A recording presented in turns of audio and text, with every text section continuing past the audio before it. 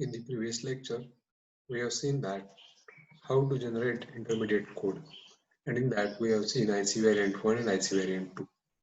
Now let us learn the processing of declaration and assembly directives separately to understand how the IC is generated. So I, Professor D.V. Kosti, welcome you for this lecture. The first slide we are starting with processing of assembly directives and declaration statements. Here, whenever we are processing and generating any IC, it depends on the answer of two questions. The first question is it necessary to represent the address of each source statement in IC? And the second is it necessary to have an explicit representation of declaration statements and assembly directives in IC? So the answer to the first question obviously is yes, because it is necessary to represent the address of each source statement in the IC. Then and then only LC processing can be performed further. And at the same time, we must have representation of declaration statement, DS statements, as well as assembly directives. So let us start. Now here the program you can see is start 200. So what is start? Start can be anything out of AD, DS and IS. DS stands for declaration statement, AD stands for assembly directives, and IS stands for imperative statements. Now here you can easily identify the start is assembly directive. Then what is this 01? 01 is the first, start is the first assembly directive, that's why 01. Next is after start there will be always a constant. So here it is possible that in some other cases this particular operand field can contain 1 out of 3.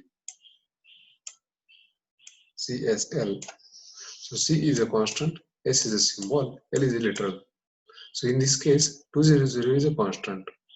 So C, and what is that constant value? That is 200.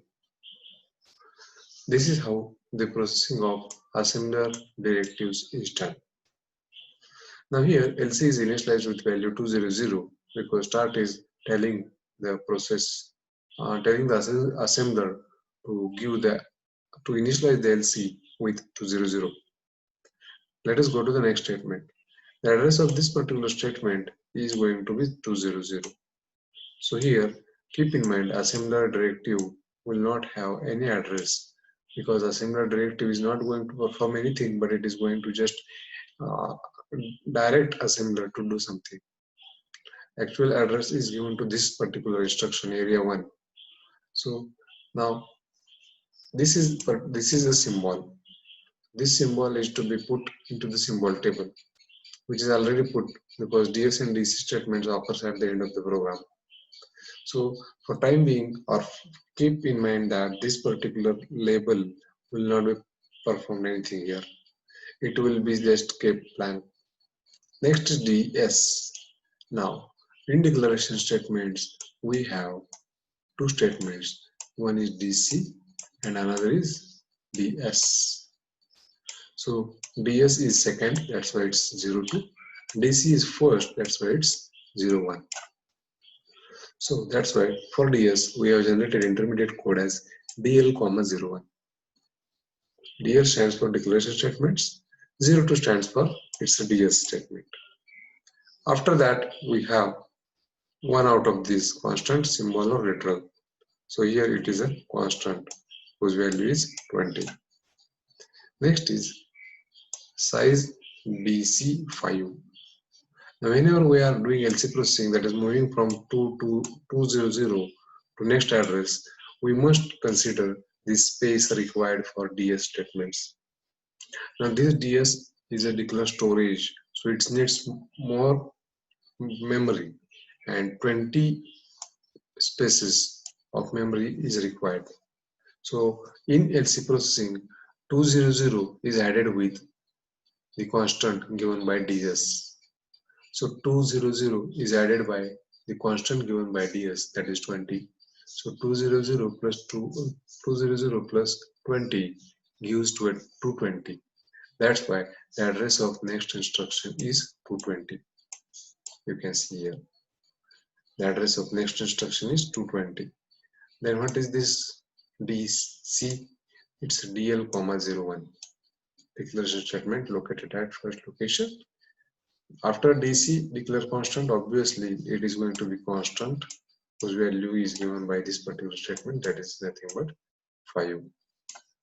So this is the way how processing of assembler directives and declaration statements is done. I hope you understood this.